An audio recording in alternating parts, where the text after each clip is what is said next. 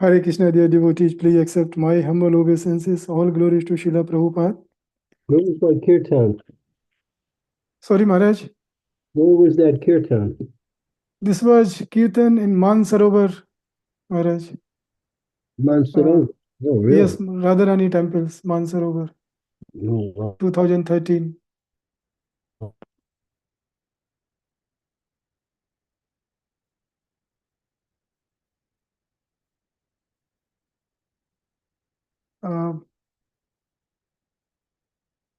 Maharaj, looks like your camera is stuck.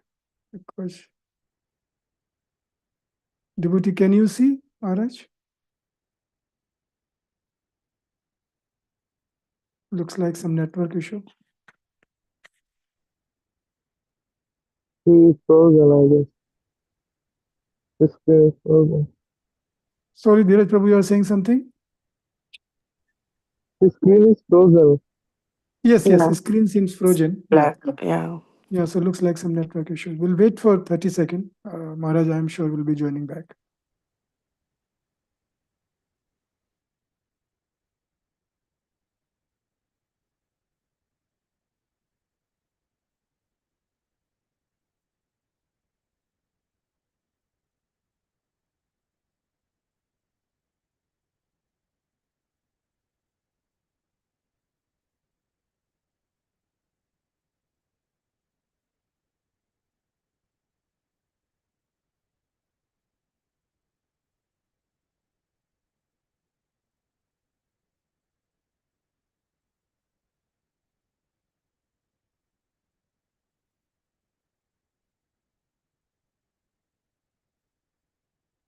Maybe I will share the screen of Kirtan till the time Maharaj joins. Is that okay, Srimati Yes, Mataji? Prabhuji. Yes, Prabhuji. Oh, Please. Maharaj has joined. Okay, so that's fine.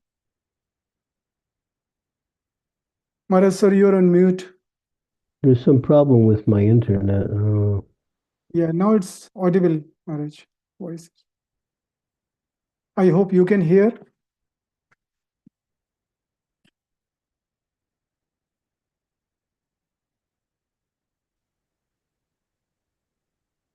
Maharaj, can you hear us? Yeah, I can hear you. That's perfect. Thank you, Maharaj. Thank you. So, Hare Krishna, dear devotees, I welcome all of you to His Holiness Candramauli Swami daily class. And today is also auspicious day because today is a disappearance day of Srila Lokanath Goswami. Maharaj will continue in Srimad Bhagavatam, Canto 2, Chapter 9, Verse 7. Hare Krishna, Maharaj, please accept my humble obeisances. All glories to Srila Prabhupada. Okay. Glories to Prabhupada. So with your permission, Maharaj, I will share the screen for Srimad Bhagavatam class. Yes, please. Over to you, Maharaj. Om Namo Bhagavate Vasudevaya. Om Namo Bhagavate Vasudevaya. Om Namo Bhagavate Vasudevaya. Samyata Vaktrir Didriksayo Disho. Vilokatatranyath Upasyamanayaha. Swadishnam Astaya Visrimshyataditam. Tapasyupadishta Ivadade Manaha. When he heard the sound, he tried to find the speaker, searching on all sides. But he was unable to find anyone besides himself. Then he thought it was wise to sit down on his lotus seat firmly and give his attention to the execution of penance as he was instructed. This refers to Lord Brahma hearing the sound tapa. To achieve success in life, one should follow the example of Lord Brahma, the first creature in the beginning of creation. After being initiated by the Supreme Lord to execute tapasya, he was fixed in his determination to do it, and although he could not find anyone besides himself, he could rightly understand that the sound was transmitted by the Lord himself. Brahma was the only living being at the time because there was no other creation and no one could be found there except himself. In the beginning of the first canto, first chapter, verse of the Bhagavatam, is already mentioned that Brahman was initiated by the Lord from within. The Lord is within every living entity as the super soul, and he initiated Brahma because Brahma was willing to receive initiation. The Lord can similarly initiate everyone who is inclined to have it. As already stated, Brahma is the original spiritual master of the universe, and since he was initiated by the Lord himself, the message of Bhagavatam is coming to cyclic succession. In order to receive the real message of Bhagavatam, one should approach the current link or spiritual master in the same chain of the cyclic succession. After being initiated by the proper spiritual master in the chain of succession, one should engage himself in the discharge of tapasya, in the execution of devotional service.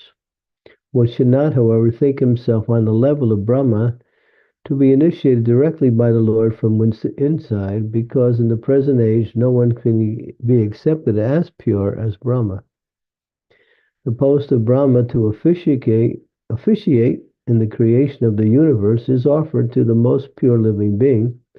Unless one is qualified, one can not expect to be treated like Brahmaji directly. But one can have the same facility through unalloyed devotion to the Lord, through the instructions of Scripture as revealed in the Bhagavad Gita and in Bhagavatam especially, and also through the bona fide spiritual master available to the sincere soul. The Lord himself appears as the spiritual master to a person who is sincere in heart about serving the Lord. Therefore, the bona fide spiritual master who happens to meet the sincere devotee should be accepted as the most confidential and beloved representative of the Lord. If a person is posted under the guidance of such a bona fide spiritual master, it may be accepted without a doubt that the desiring person has achieved the grace of the Lord.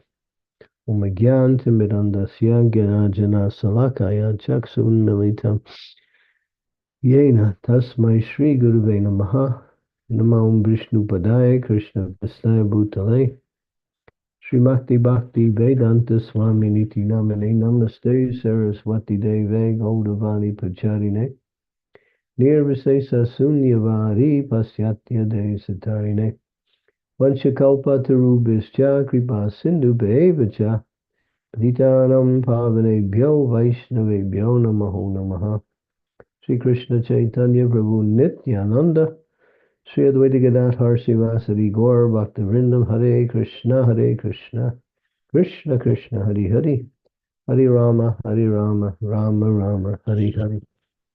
Just give me 1 minute, I'll be right back. Dharma, who's at the door? Who?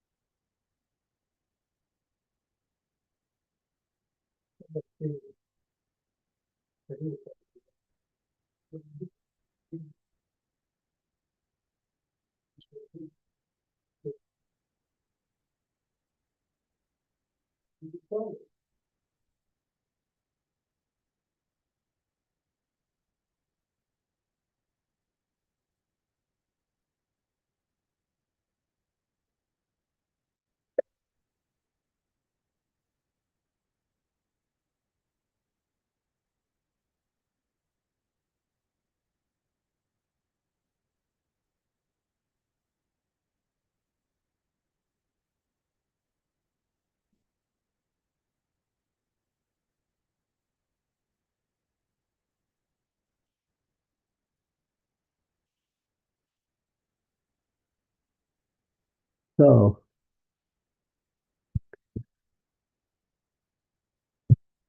here it's mentioned that the Lord got initiated Brahma directly within the heart. He was the only person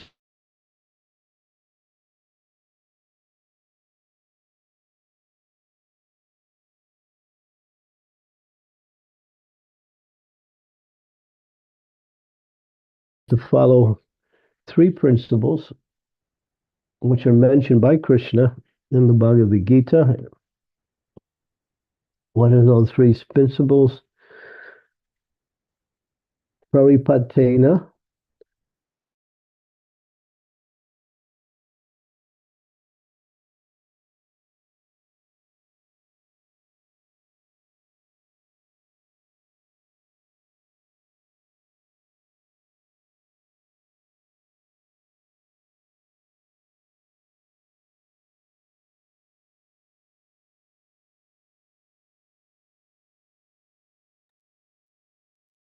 improve one's material life, or to discuss how the affairs of spiritual life are going on in the life of the spiritual master.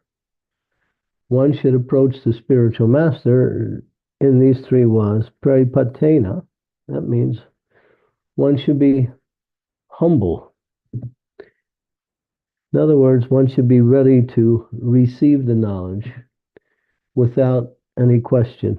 Question may come in terms of clarification, but one should not try to refuse to accept what is given.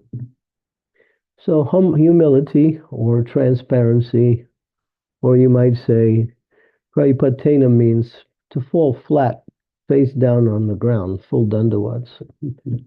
In other words, humble, ready to serve. And then pariprasyena means to offer some questions. What is the questions that this? What should I learn, and how can I use that knowledge that you give me in a way to serve? So then the principle comes of service. One should be eager for service. So these three things are the qualification. Nowadays, people don't know what a spiritual master is, who to approach for a spiritual master. If someone presents himself in that position and by an external show of knowing some philosophy or speaking very convincingly on some subject matter, that's not the qualification of a spiritual master. He has to come in disciplic succession from Krishna himself, and he has to be empowered to do the work by the Lord himself. What is that empowerment?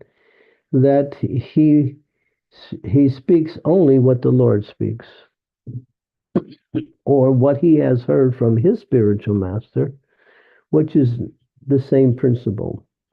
In other words, one should not present himself as a spiritual master and create their own ideas on how to engage others in spiritual activities. The spiritual master doesn't create anything. As Srila Prabhupada would say about himself, my qualification is I never changed anything. I never added anything. I never took anything away. I presented the knowledge as it is. And he also entitled his Bhagavad Gita, Bhagavad Gita as it is, as Krishna gave it, not as I see it, not Bhagavad Gita according to my understanding. And you'll find there are there's a numerous amount of personalities who take up the mantle of claiming to be a spiritual master with the desire for name, fame, pecuniary gain, or some followers.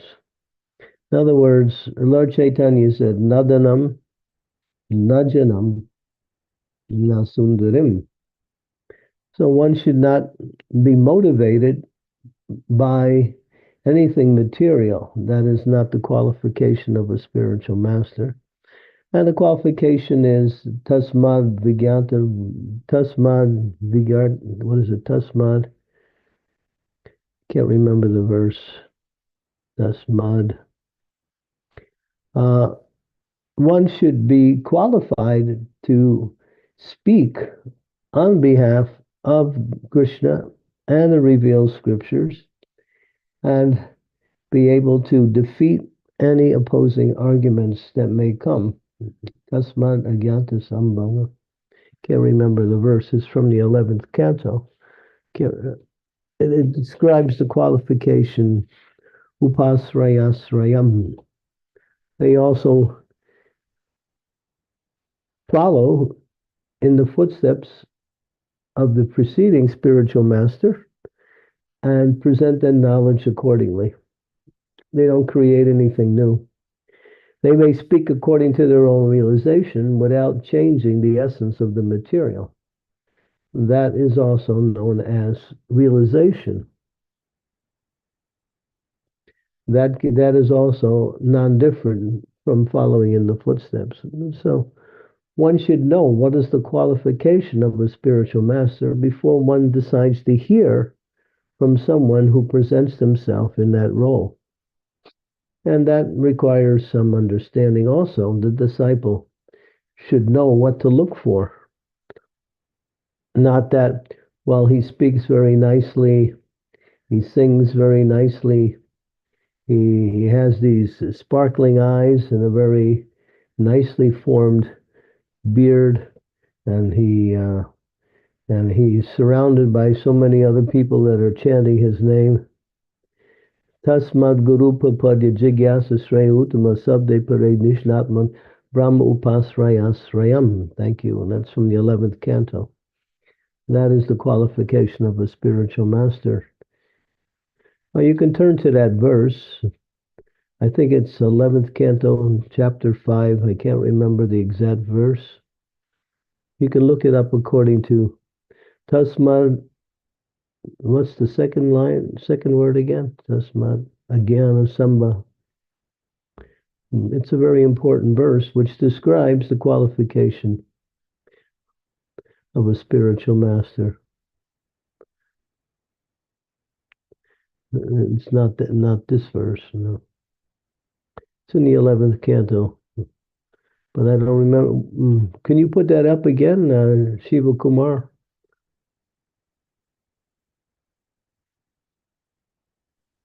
Tasmad Gurun, Gurun, Tasmad Gurun, Papadyeta, yeah, 11.321, yeah. Tasmad Gurun Prapadyeta Jigyasa Shremu Sabde Parete Chanishnatma Ramupasrayasrayam. So, therefore, any person who seriously desires real must seek out a bona fide spiritual and take shelter of him. This qualification of a bona fide spiritual master is he has realized the conclusion of the scripture by deliberation and is able to convince others of these conclusions. Such great personalities who have taken shelter of the Supreme Godhead, leaving aside all material considerations, that's also a point. They leave aside all material considerations, should be understood to be bona fide spiritual master. They don't have their spiritual master, they don't become a spiritual master as a job. That is their life. They don't, work on the outside making money and then take time out to become a spiritual master as part-time. No, they do spiritual master full-time. They're not materialists with a spiritual occupation. They're spiritualists with a spiritual direction. Okay, and then of course the purport expands on these points. So this is the qualification of the spiritual master. And then the qualification of a disciple, as we mentioned earlier, they have to be eager to serve, eager to inquire what is the process of knowledge. Well, how should I engage in devotional service? They should be submissive to the instructions of the spiritual master. And they should be enthusiastic to carry out the instructions of the spiritual master. These are all characteristics of a sincere disciple. A disciple is not one who simply comes and says, please initiate me, give me some name, um, give me something to do, and then if I have some time, I'll do it. Or the disciple comes and says, my dear Guru Maharaj, this is my service. Please acknowledge this service that I want to do, and then that'll engage me in devotional service. So nowadays we find people who claim to be disciples, they don't inquire from their spiritual master because they don't want to hear what they have to do. They don't want to follow the principles. They simply want to be known as a disciple in name only. And that makes them feel like they're actually connected, but they're not.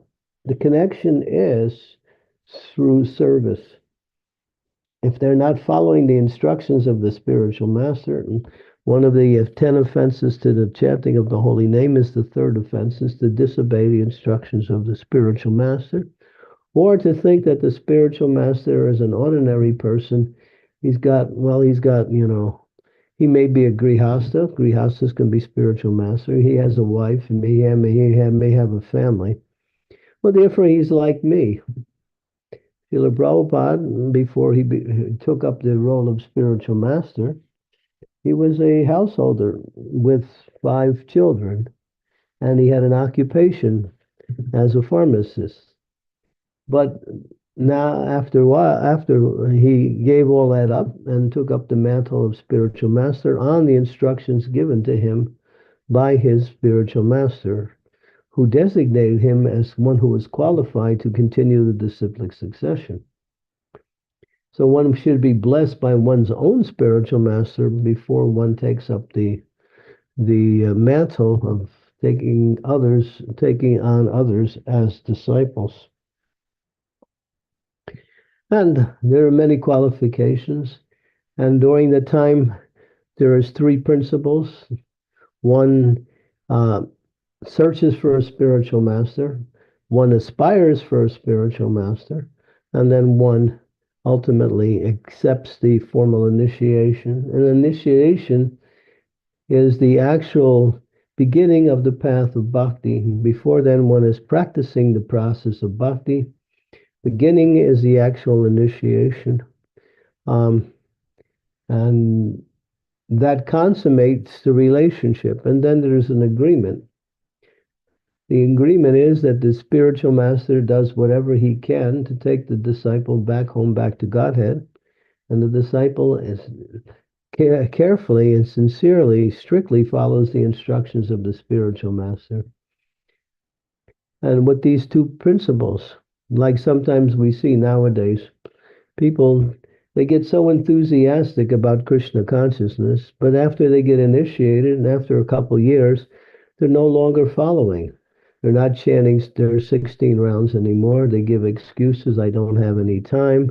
I'm chanting, so that's the best I can do, Guru Maharaj, but they're not chanting their 16 rounds, or they're not following the 4 regulative principles.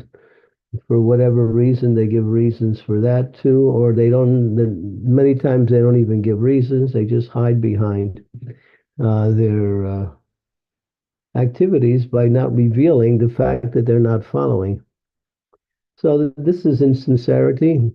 And when one doesn't follow, then there's no responsibility on the part of the spiritual master to take that person back to Godhead, because they must follow in order for them to qualify to get the mercy of the spiritual master, which will bring them back to the spiritual world.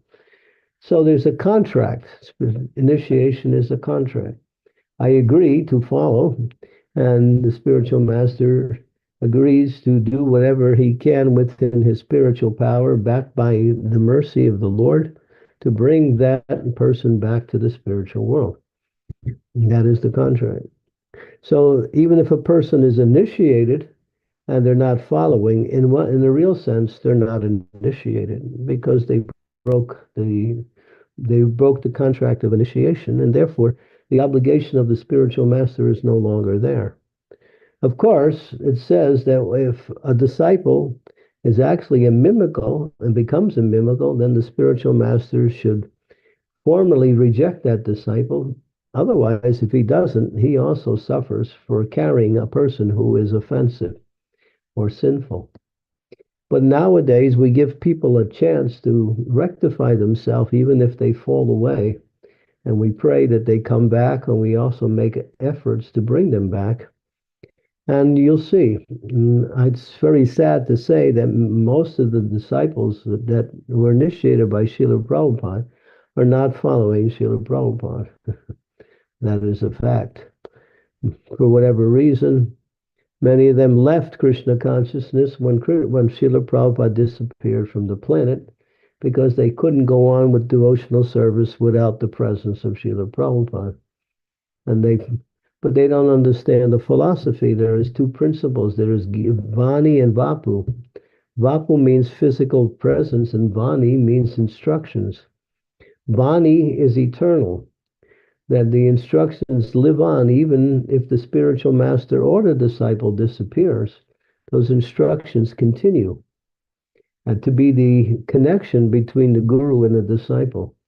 Vapu means personal association.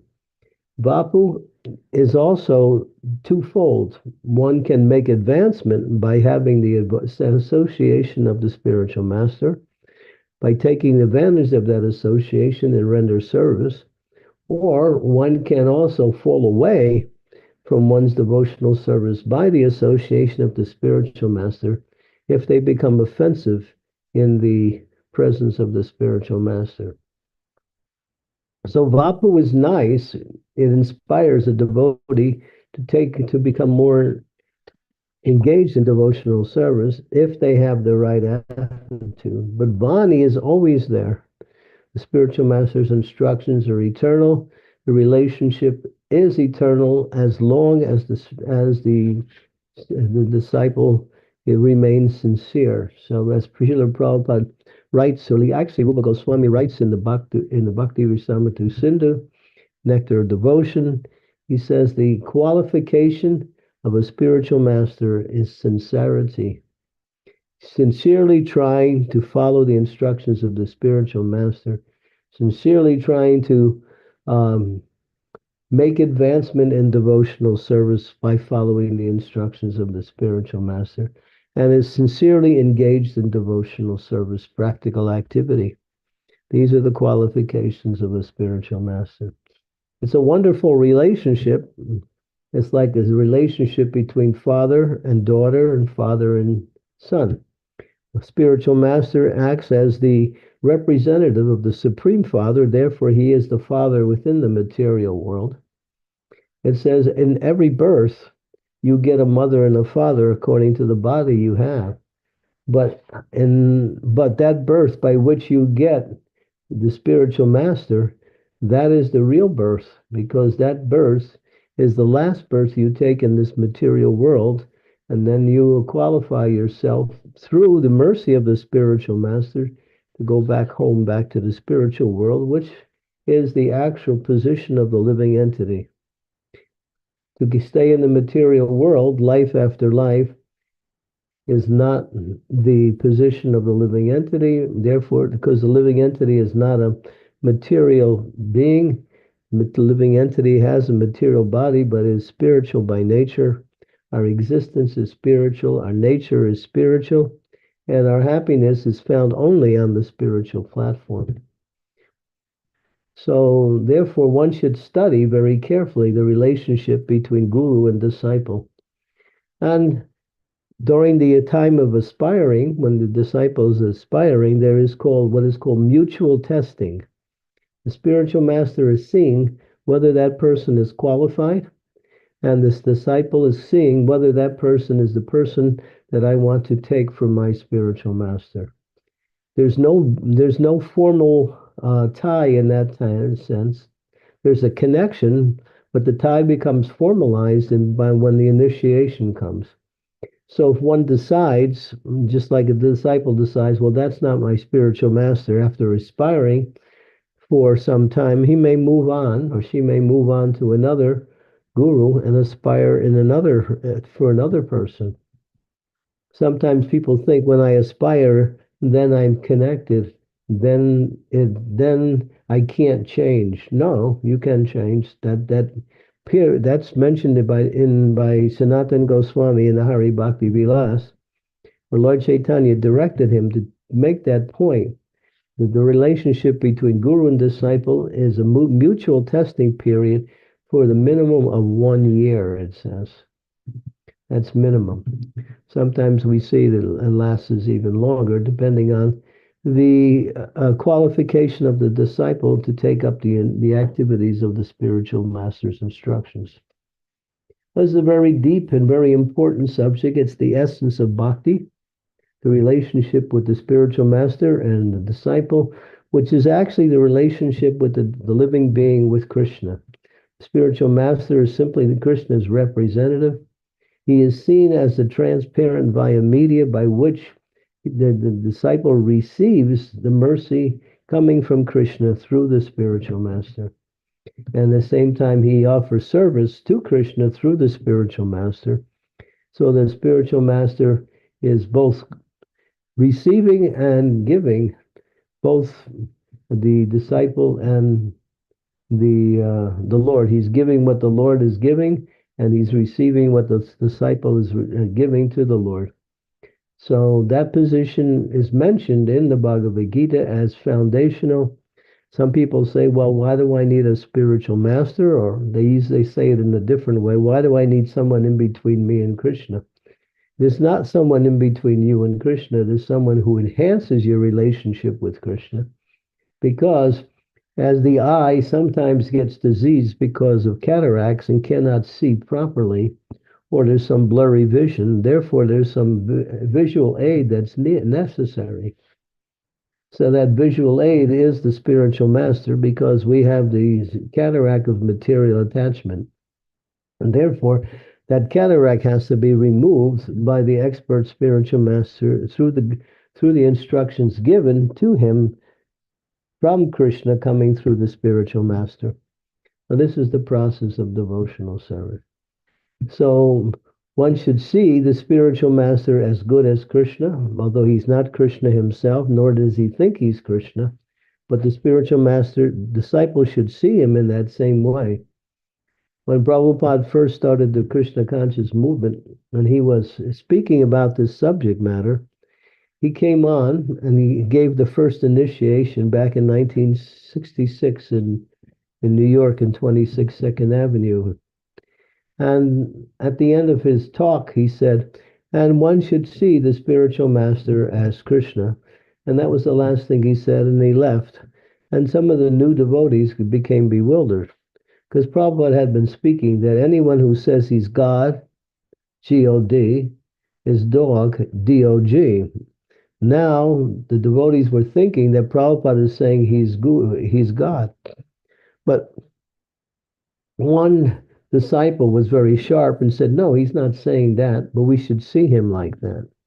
And if you see the spiritual master as good as God, then you're serving God directly through the spiritual master. And that's the relationship.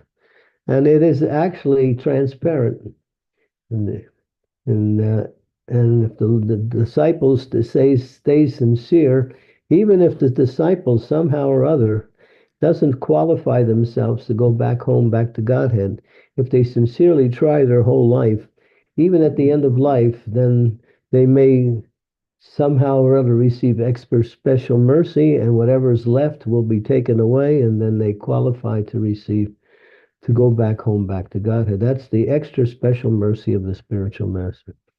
But sincerity is the principle that is needed for one to be successful in devotional service. I'm trying my best to become Krishna conscious, and I'll do whatever it takes to come to that point of becoming Krishna conscious. That's sincerity.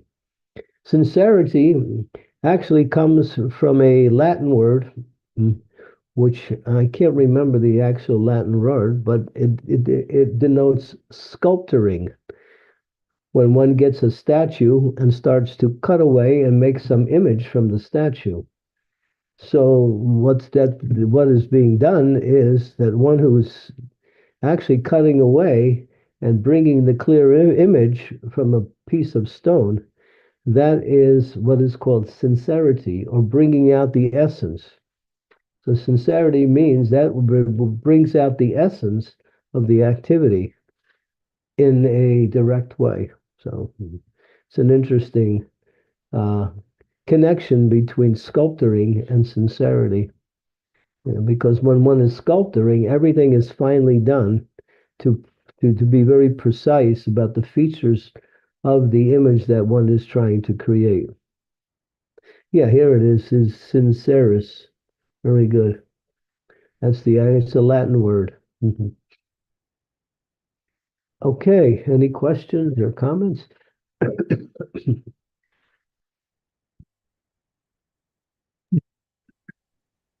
Excuse me, I got a little bit of a cold here.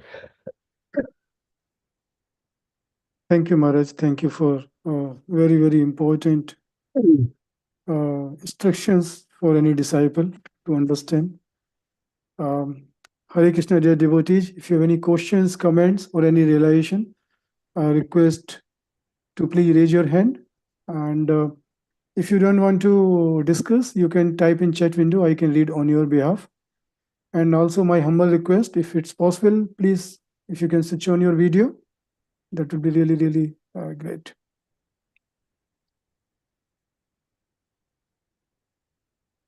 So, Maharaj, by the time other devotee raise any question, I have one question. We say normally original spiritual master is Lord Balram, but here also it's mentioned original spiritual master is Brahma. So what's the actual position of Balramji? Balaram is Guru Tattva. All the spiritual masters that take the persons who take position of the spiritual master come in the line of Lord Balaram. He's Guru Tattva. That's mentioned in the Chaitanya Charitamrita. Go to Chaitanya Charitamrita, Adi Leela, chapter 1, verse 46. Adi Leela, chapter 1, verse 46, in the purport towards the end. And that's clearly mentioned here. The Balaram is Guru Tattva. He plays the role of service to the Supreme Lord, although he is the Supreme Lord himself. You go down to the very end of the translation.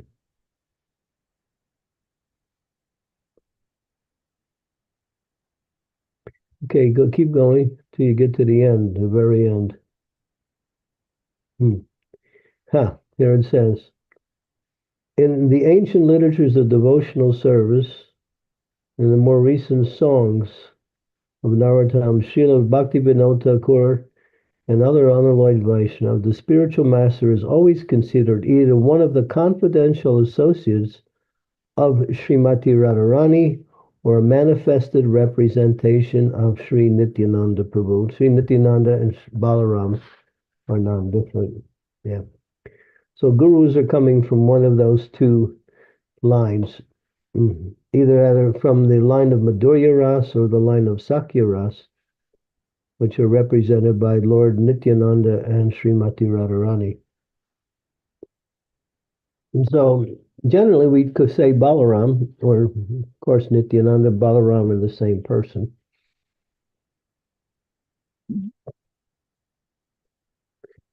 Just appearing in two different time periods, that's all. So Balaram's Guru Tattva.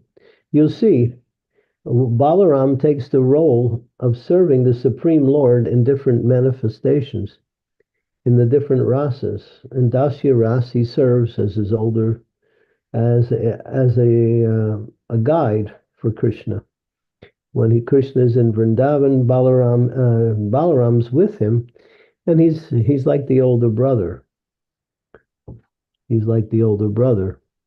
In Sakya Ras, he is Krishna's friend, but still in the role of the older brother. And Vatsalya Ras, he becomes the representative of the parent. And in Madhurya Ras, he becomes the younger sister of Radharani named Ananga Manjari. So, but in the different positions, it says that in deity worship, Balaram manifests himself as the shoes of the Lord, the umbrellas of the Lord, the paraphernalia of the Lord, and in some cases the jewelry of the Lord. So he serves the Lord by manifesting these different items which we use in deity worship, and these are none different than Balaram.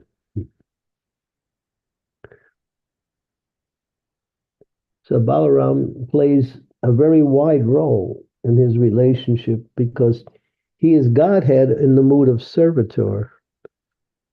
Just like the spiritual master is also seen as a representative of Balaram, so he is seen as the Supreme Lord who serves. There is a Supreme Lord who is being served, that is Krishna.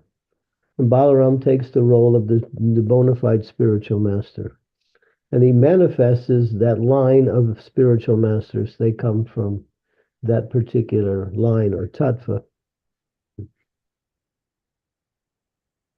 I don't know if that is that clear enough to understand. No, thank you, Maharaj. It's really, really helpful. But I was confused where it's mentioned about Brahmaji as the original spiritual master, because Well, Brahmaji was the only person available that time. It doesn't mean he was original because at the time of the creation, but the original spiritual master is actually Krishna. He's Adi. Krishna, another name is Krishna, is Adi Guru. But that's Brahma manifested himself at that time. But Krishna and Balaram, they're eternal. yes. So at the time of creation, he was the only person there, and he was given that position because he heard directly from the Lord transcendental knowledge. So you say he's the original spiritual master at the time of creation. Yeah. Thank you, Maharaj. Yeah, it helps. And we also say we come from the line of Brahma, Madhva, Gaudiya, Sampradaya. So Brahma is the head of our Sampradaya or disciplic succession.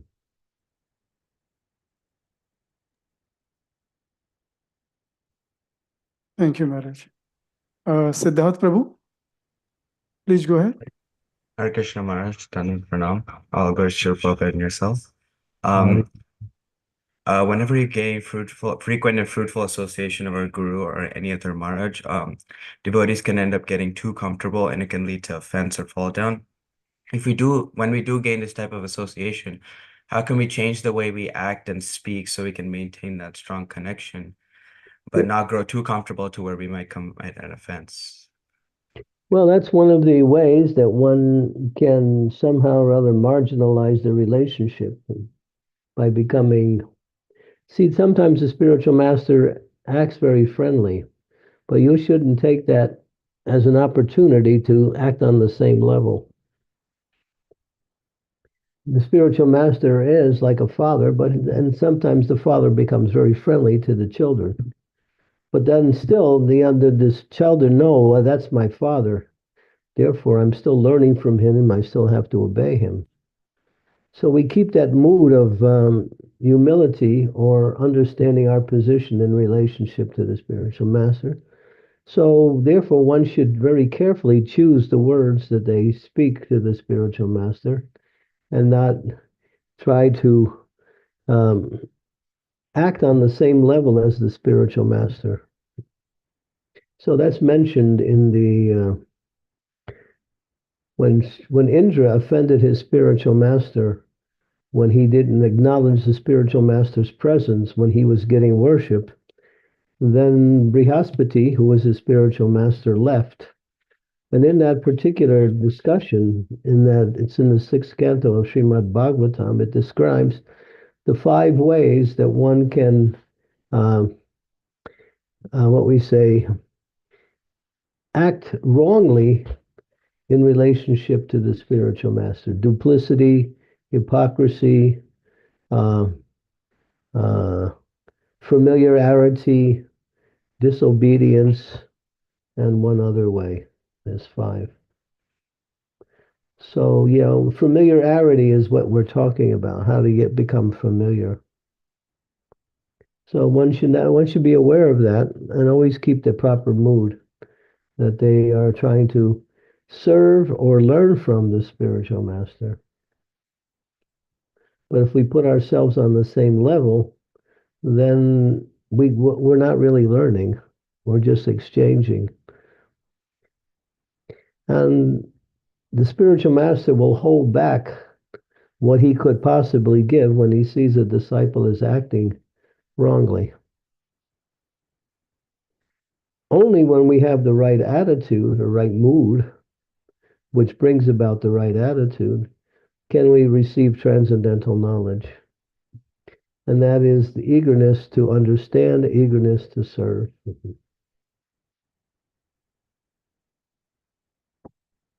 So we Maharaj, have to be aware that it's possible I could get familiar and then minimize or marginalize that relationship where I'm not really getting anything from it.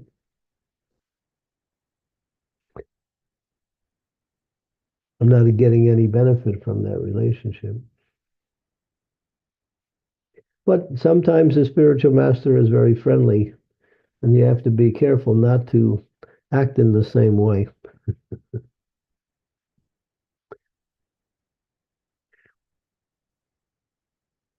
thank you, Maharaj. When you mentioned the 5 ways, first one you said duplicity. What does that mean exactly? Can you elaborate on that? Yeah, in other words, you're presenting yourself in one way, but actually you have another way. In other words, you're acting like a disciple, but your motivation is something material. Duplicity. Hypocrisy is the same thing, but it's full blown. When one, does it continuously by dressing as the devotee, acting like the devotee, but inside they're simply planning to use the relationship with the spiritual master to fulfill their own desires for material success or material activities. Familiarity, we were talking about. Disobedience is obvious, not following the instructions, and there's one more. There's a particular purport in the sixth canto. I can't remember the exact verse. I think it's sixth canto, 15th chapter, verse number 11. That's what comes to my mind, but I'm not certain. So it talks about these 5 disqualifications of the disciple.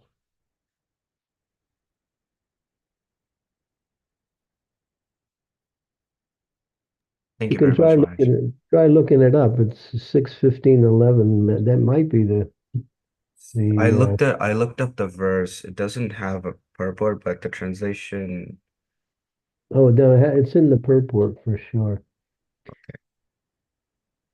Yeah. Or 6, 7, 11. That might be it. Try that one.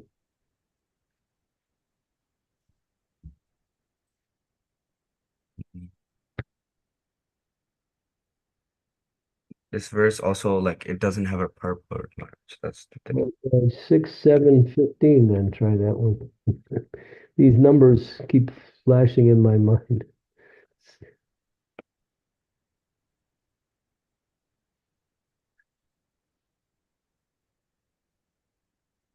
Yeah, Yeah, I think so. this is it. Yeah. Okay, Or yeah. unfaithful. The disciple should never be a hypocrite, unfaithful. And it goes on to say, what else? Familiarity sometimes breeds contempt. So, yeah. This is the purport here. This describes the 5 disqualifications in a conversational type of way.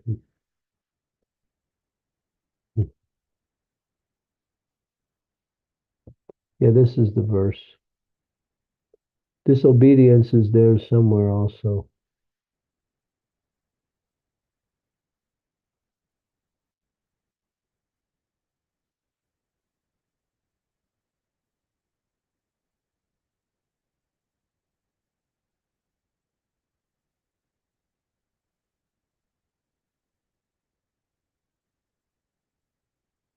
Yeah, yeah, and one should be non-duplicitous. That's also mentioned.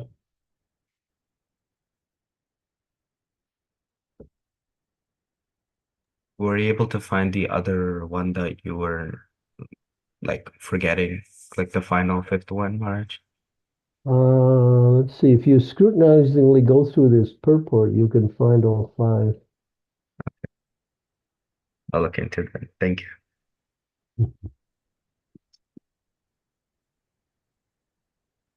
Unfaithful. Let's see. One should not disrespect. Let's see. Familiarity. One should be very careful in his dealings. Yeah, I I think think there are 5, Maharaj. One is non-duplicitous. Second here, hypocrite, unfaithful, familiarity, and also this the other one might be in. non-disrespect. Yeah, well, the other one might be in the purport, in the translation. Mhm.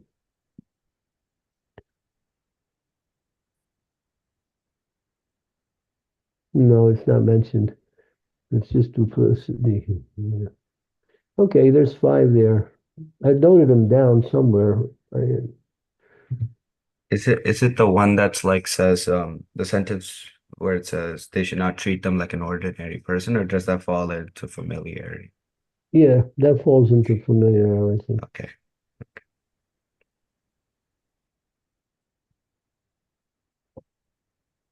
Here. Thank you, Prabhu. Shiv Kumar Prabhu, please go ahead. Thank you. Hare Krishna Maharaj, the Lord Pranams Maharaj. Please accept my humble obeisances. All glories to Srila Prabhupada. Maharaj, from today's class, Maharaj, on the point of devotees falling away from the path of devotion, even after a long time, I was just listening to your lectures offline, Maharaj. 2 lectures where related points were discussed. I just wanted to get few things clarified, Maharaj. In one of the lecture, you were talking about as we kind of go on the path of devotion, we should let go our material desires. And if we do not do that, then it becomes difficult to kind of progress in bhakti. And at some point, we will have to kind of fall away. That's one of the comment that you made, Maharaj, in one of the lectures. And in another lecture, on the same topic, you are discussing that in the devotee's life, in some situations, we are well situated in our sadhana, and when the life situations changes, then it makes it difficult to kind of have the same focus on the sadhana, and that also kind of derails us, move away, makes us move away from the devotional path. So connecting those two, Maharaj, I just wanted to get this clarification. The life situations, is there a connection or a product of our own desire, that if we do not let go the material desire, then we have the risk of being in a situation where we we have to leave the path and move away, Raj? Well, it's one of the offenses of the holy name. The 10th offense is even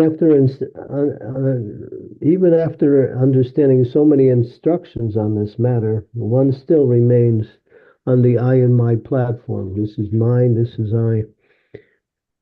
So devotional service, when it's performed, it's cutting away your attachments. But there are those who try to hold on to their attachments at the same time engage in devotional service. So if one becomes resistant to giving up their material attachments, even though they're being taken away, then after some time, they will fall back towards material life again. Mhm. Yeah. Because the path of devotional service is progressive. As you engage in devotional service, as you're chanting, Cheto, Darpana, Marjanam, you're purifying the heart through the holy chanting of the holy name.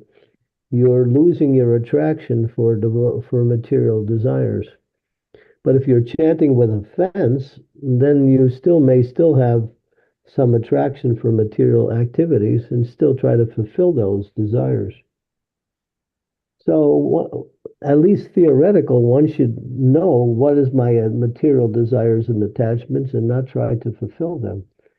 And when one gets to the point of one level of bhakti where they actually can give up their material desires easy, and that comes by getting the higher taste. Susukam kartavam. When you start getting the higher taste, but if you maintain your material desires, you won't get that higher taste. It won't come because Prabhupada would very clearly say, bhakti starts when one has no more desire to enjoy this material world. Then bhakti starts.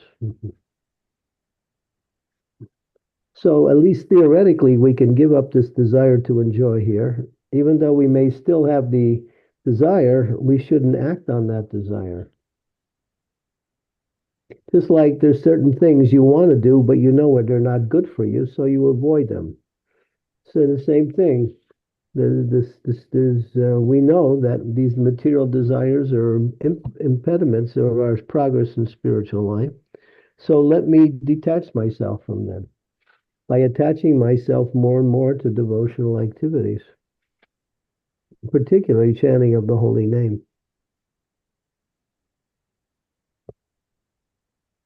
Yeah.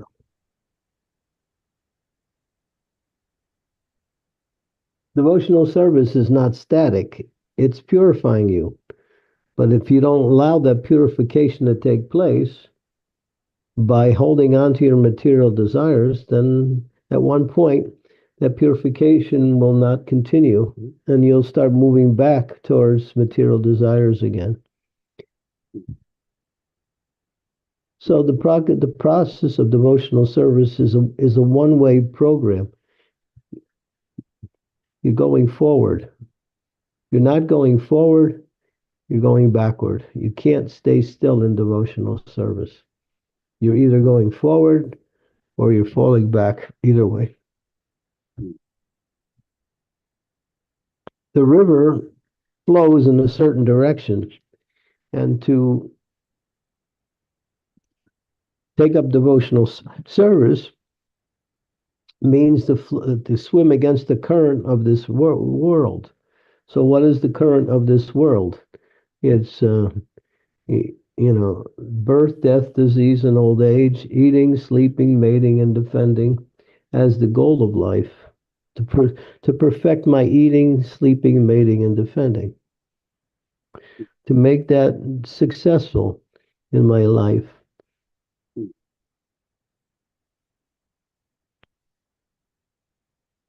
And bringing other people into it as a way to enhance my own eating, sleeping, mating, and defending. So yeah, devotional service is purifying, but if we're resisting it by staying in the illusion of I and mine, then at one point we will give up the process of devotional service. Let go and let God. We say that as a cliche.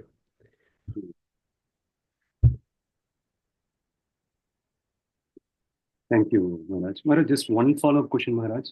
You're also bringing an important aspect of experiencing the higher taste. Unless we experience the higher taste, we'll not be able to let go the lower taste. So on You that, can give up the lower taste theoretically. Hmm. Hmm.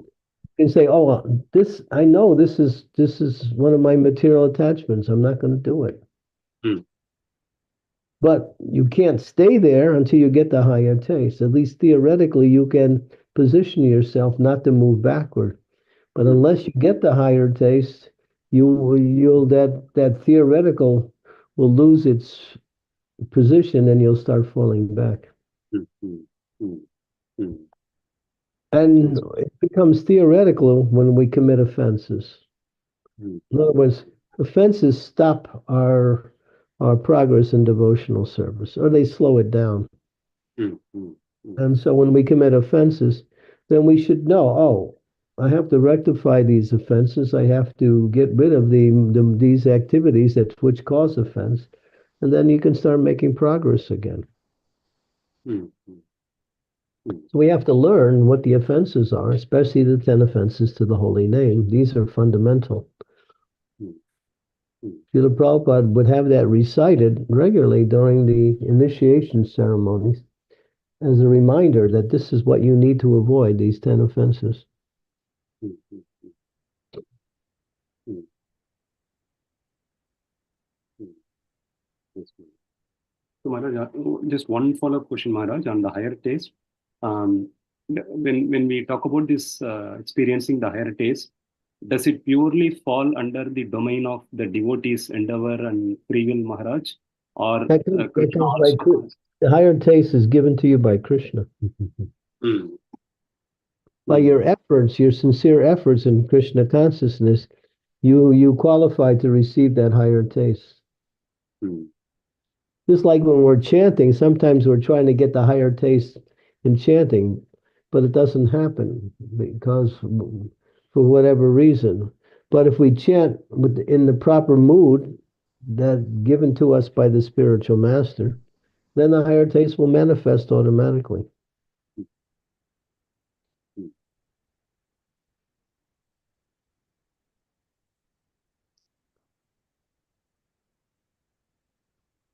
So yeah, our efforts bring about Krishna's mercy. Hmm. Hmm. Hmm. But if you don't make the effort, the mercy won't manifest. Hmm. Hmm. Or if your effort is meek, you're making efforts in two directions, and then it's pretty hard to, as it says, one cannot serve two masters. Hmm. One will despise one and reject the other, hate one, and like that. I forgot, there's a Christian saying, one cannot serve two masters. Hmm. Hmm. Can't serve Satan and God at the same time. It's not possible.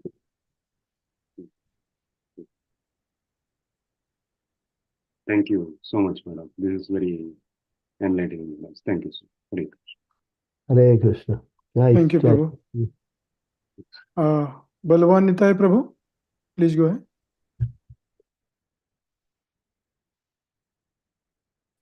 Hare Krishna, Guru Maharaj. My humble obeisances, Danvad Pranam, Jai Shri Prabhupada, Jai Shri Nityananda. My question is sort of two-part, I guess.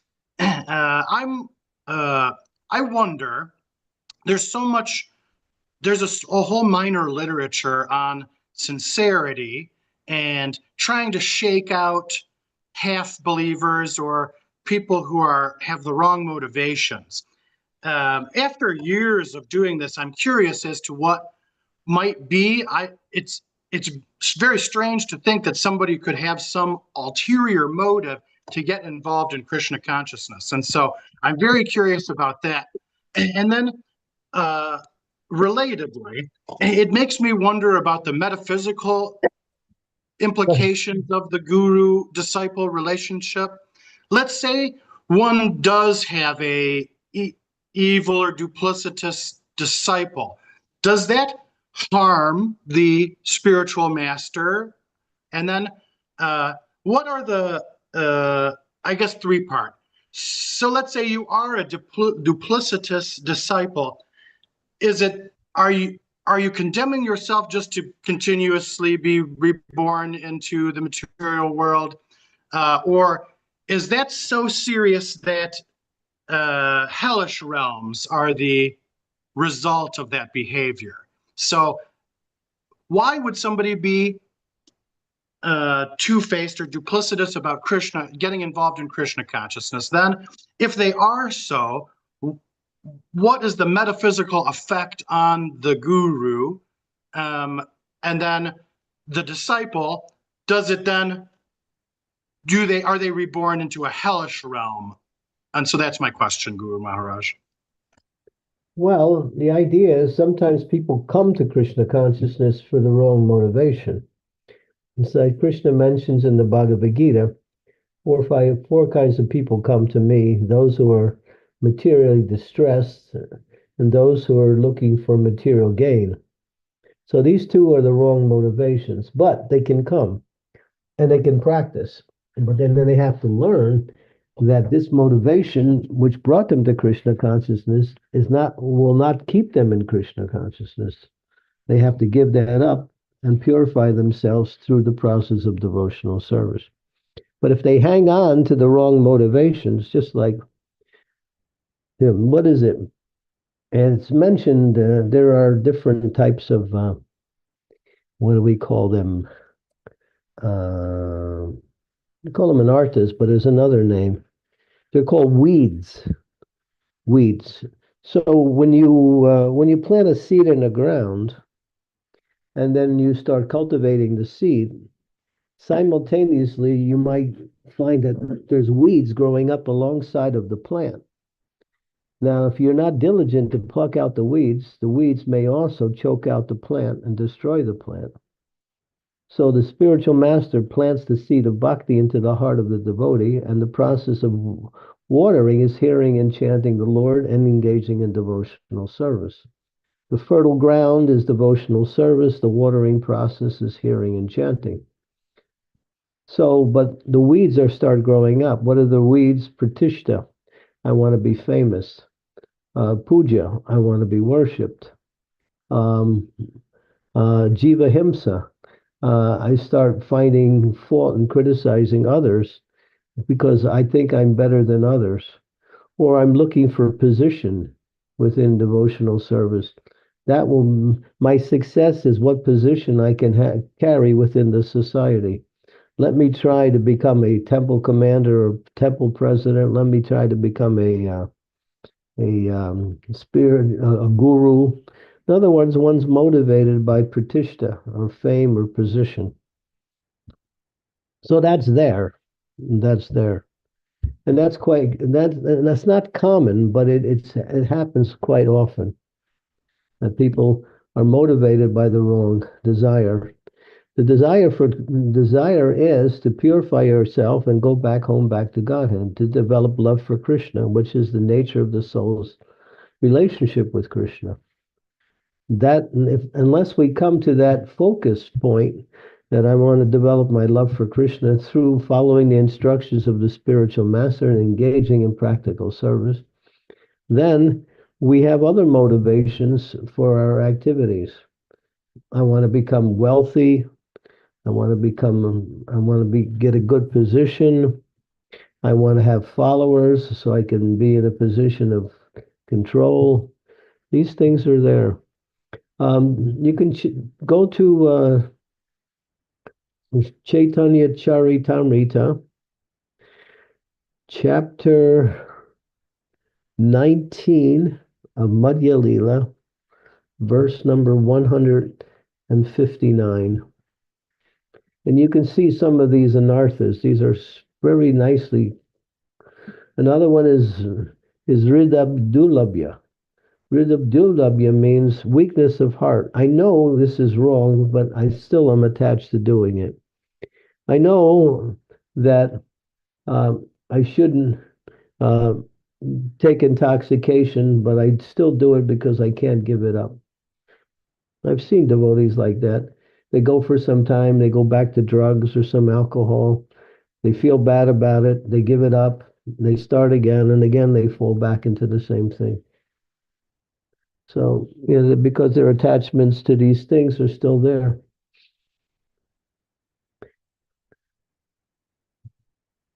Vrindavanath, you got that verse?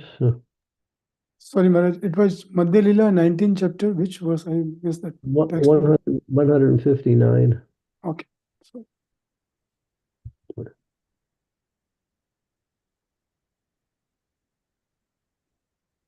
So, what hurts the spiritual master, that was part of your question, is that when they don't follow the regulative principles, then the spiritual master also suffers. Here he goes. Here you go. Read. Somebody read. some unnecessary creepers growing with the bhakti creepers are the creepers of behavior unacceptable for those trying to attain perfection. Diplomatic behavior, animal killing, mundane profiteering, mundane adoration, and mundane importance. All these are unwanted creepers.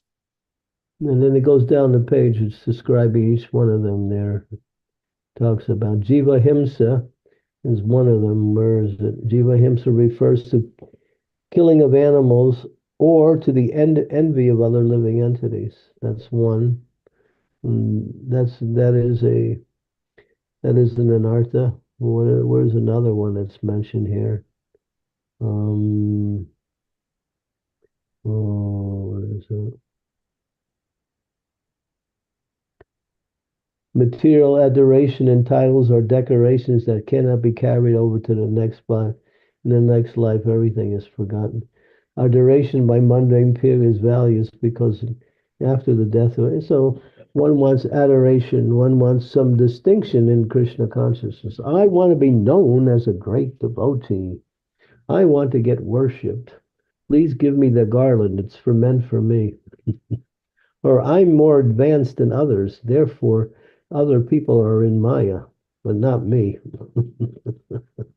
Kutinata, there's another one. Kutinata, or go down the page a little bit once.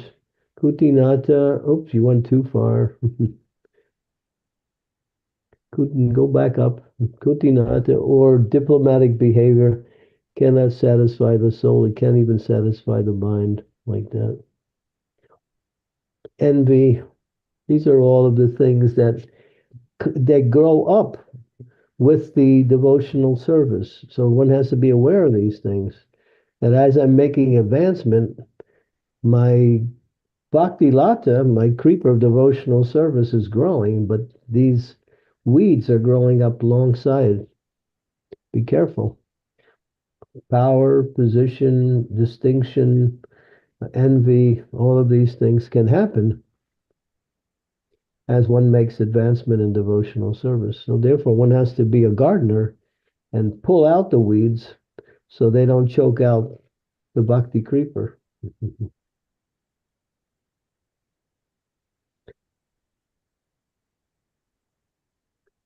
So yeah,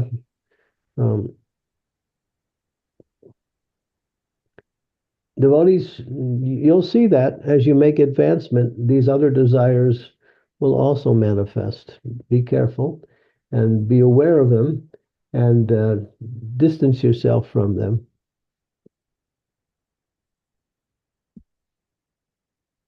And therefore, Lord Chaitanya said the most important verse, he gave it, Trinadapi Sunichena Tayoriva Sahishnuna Amanina Mamanadena Kirtaniya Sadarahi.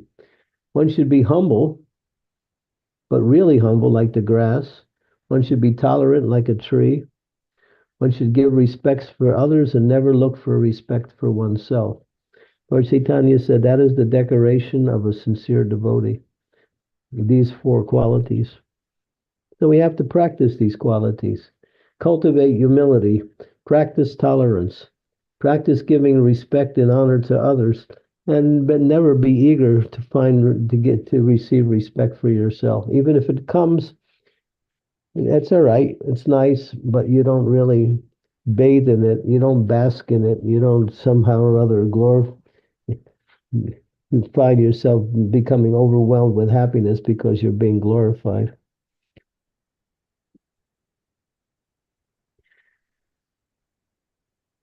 Humility is actually the key to all of the other qualities of devotional service. Well, humility really means to see oneself as a recipient of the mercy. And the one who is humble never thinks they're advanced, nor do they try for any position in this in devotional service. Their only position is to serve. That's the mood of a devotee. Just let me serve. That's all. Even if I have a position, even if I'm a guru, I'm serving as a guru. I'm serving as a temple president. I'm serving as a yatra leader. I'm serving as the head cook of the kitchen. But we're always serving. That's all. The mood is service, not position, power, and accolades and various types of. These are all material things that people look for when they do things. And devotees become happy by service. Devotees become happy when they chant, dance, and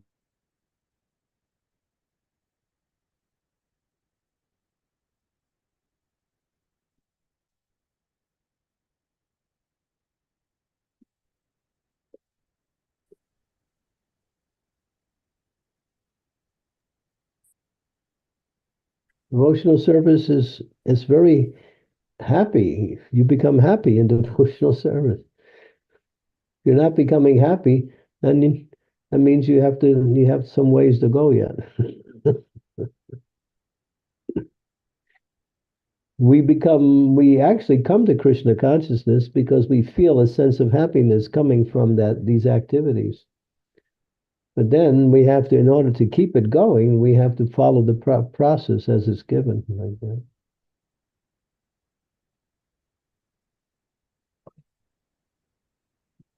The key is always to be a humble servant. That's the key. Not just a servant, but one who serves not to gain anything, but to serve for the benefit of the object that they serve, either the devotees, spiritual master, or the Lord himself. It's fun. Devotional service is fun. And you think of different ways you can serve. You can enjoy the service because the service is actually bhakti, and bhakti is by nature is full of ras or sweetness.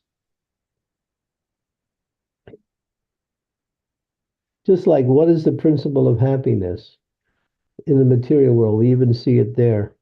When someone does something for someone and that person benefits from that person, the person who does it feels happy because they gave some benefit to the person that they were serving. So the happiness is even greater to the person who serves because they find the happiness that other person has achieved in their own way. So if I'm going to serve you and you become happy, I become happy because you become happy by my service. That's happiness. That's actually the element of love, actually. Because we're connected. We're connected. Krishna is the connecting force that brings us all together as one body. We're connected with each other through Krishna. People connect on the material level, but that connection will change because that material connections are temporary.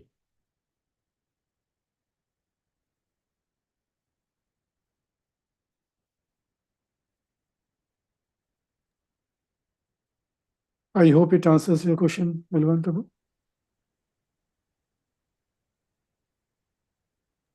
Yeah, yeah. Thank you very much. Fascinating. Thank you, Guru Maharaj. And I wanted to add one thing.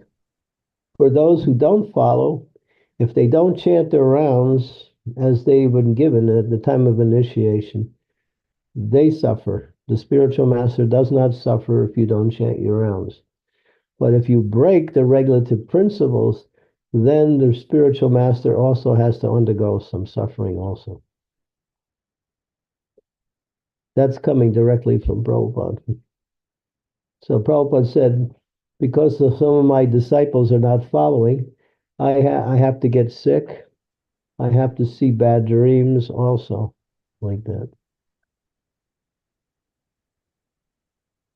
Because he takes on the karma of his disciple, and therefore there's a contract. They break the contract and they break the principles. The spiritual master also has to undergo some difficulties, some suffering, some sickness, like that. But Prabhupada said, if you love your spiritual master, try to follow, even if you don't want to follow yourself. And if you have no regard to your spiritual master, then you'll do whatever you want.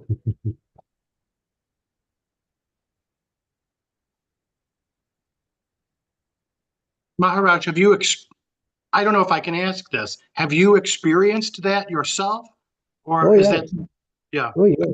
Yeah, I know there's certain people who are not following. Yeah, sickness comes. Usually the spiritual master gets sick. And that's one of the ways that it comes out like that. Some sickness. Or sometimes bad dreams. Prabhupada talks about it. I can give you two references to the Bhagavatam, one in the 9th canto, one in the 8th canto, where Prabhupada speaks about this directly. Boy, the actual verses slip my mind. I think 9th canto, 4th chapter, text number 15, I think is one of them.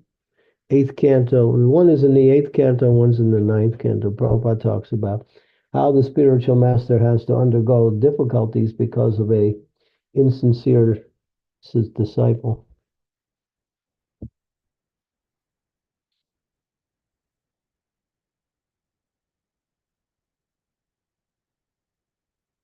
Yeah, I'm not sure of the verses. I'd have to look up I'd have to look it up in my records. If you want me to find that, I can. It'll take me a few minutes.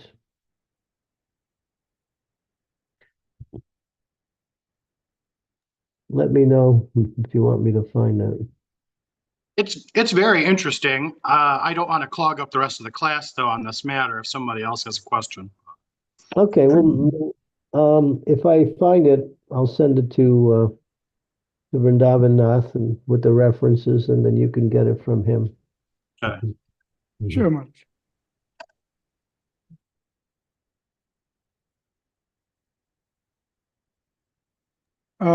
Manohar Krishna Prabhu. So Maharaj, it's already 30 minutes over. Is it okay to take more questions? Yes, we can continue as long as there's questions. Sure. So Manohar Krishna Prabhu, please go ahead. Yeah, thank you, Prabhu. Hare Krishna Guru Maharaj, please accept my humble obeisances. All close to you, all close to Srila Prabhupada. Am I clearly audible? Sorry, I'm driving, so just checking. Yes, please. Okay, so Guru Maharaj, just a thought in my mind. When we're talking about this particular quality, about being humble in this path of bhakti, I have experienced this myself, and I've also heard it from others, devotees, that this particular quality impacts in the materialistic life in the way that this usually or can be used against you by the non-devotees in the materialistic life.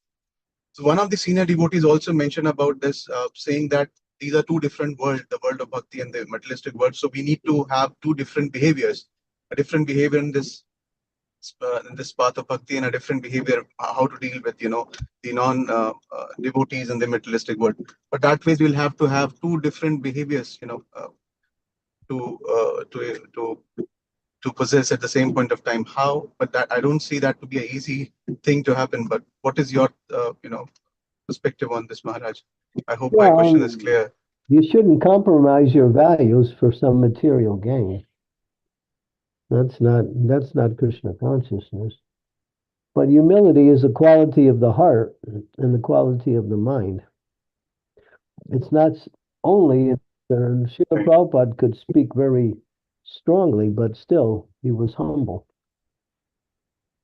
So you have to learn that art, how to maintain your mood of humility and at the same time deal with the external energy. And that requires shelter. You need to take shelter of Krishna. And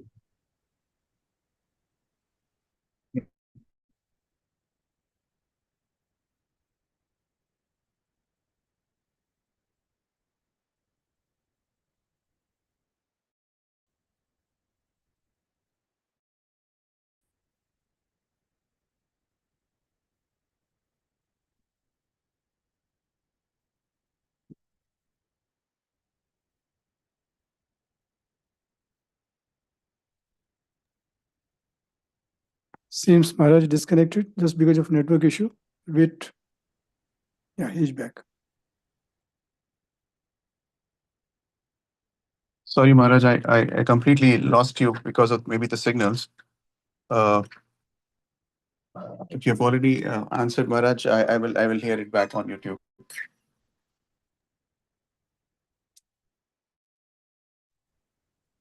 Maharaj, you're on mute. Sorry.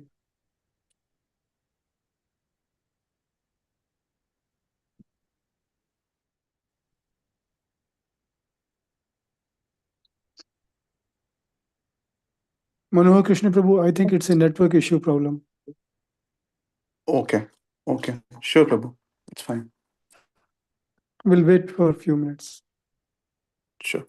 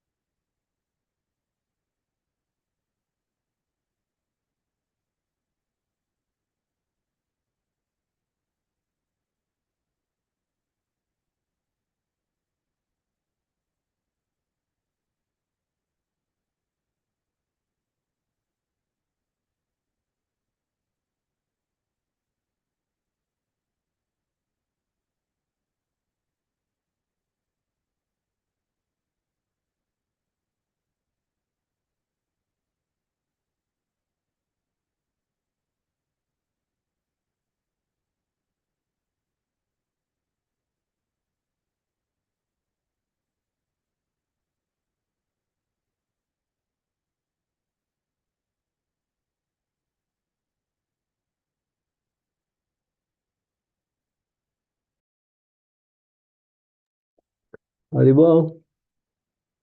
Hare Krishna Maharaj. Sorry, we lost you in between. It's my internet, it keeps going out. So basically, my answer to your question, Manohara, is that we should not compromise our values in order simply to fit into the flow of the materialistic society. You can still practice humility and carry on with your work.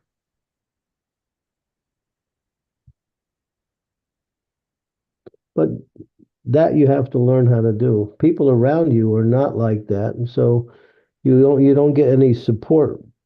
So the support has to come from your own consciousness, from Krishna's mercy. And I've seen people in the material world appreciate devotees who are humble. I've seen that happen. They can recognize these qualities sometimes. But if you're in a corporation and you're trying to do some business deal, then they want you to be as cunning as possible to get the job, done with as much profit as possible. Right. So do it in a humble way. Yeah. Yeah, Maharaj, I'm trying to learn that art. But my other instruction is to get out of that environment Yeah. and Yeah. create businesses amongst devotees, so we don't have to succumb to this type of association. So, in fact, on the same line, Maharaj, although there are things in progress right now, but I still feel to share with you and everyone else here. I was in that circle right now wherein there was a lot of difficulty because on the same reasons that you just mentioned, that the people were like that and the expectations were like that. And then somehow I was praying to Krishna to help me to come out of this kind of an environment. Although I was managing with that environment from last almost 1.5, 2 years, but I was praying to Krishna, and I have had a discussion with you also earlier, as with your mercy. So now I have come to that stage wherein I'm about to come out of that. In fact, that group of people, and on top of it, because my project, is I'm coming out of that project that I was currently working with along with those people, and I was. As a part of of this movement, I might have to move away from Cincinnati and from this congregation. So I was somehow praying Krishna somehow if I can be here continuing if possible. So that was my prayer, and there were very less chances, very less chances, because I am working in a healthcare domain, although in IT, but in a healthcare domain, and there is no other client available or present in this particular area.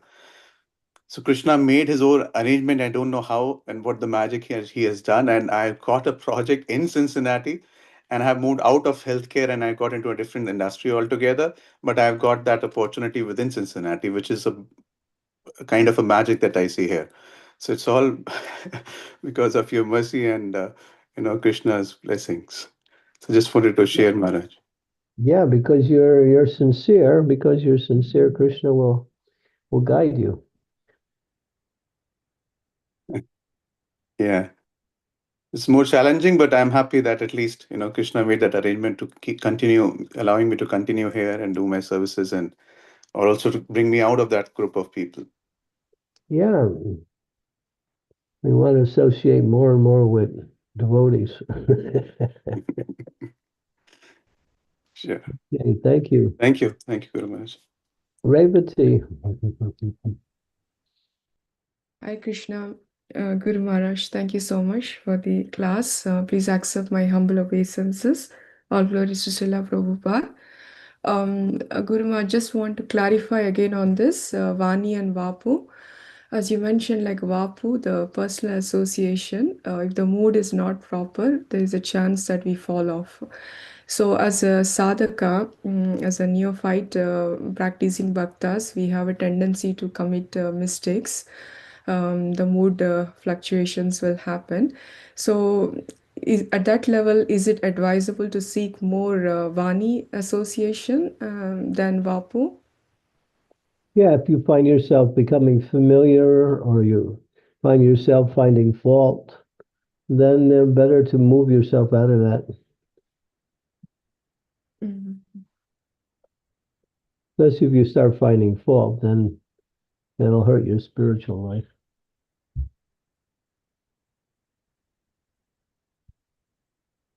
Dharma. Oh, Mataji, how do you go? Can I Hey. get you something? Yeah. Yes, Maharaj. I just want to say Haribol. Haribol, Maharaj. I'm almost done. No problem. Haribol, Maharaj. Hare Krishna.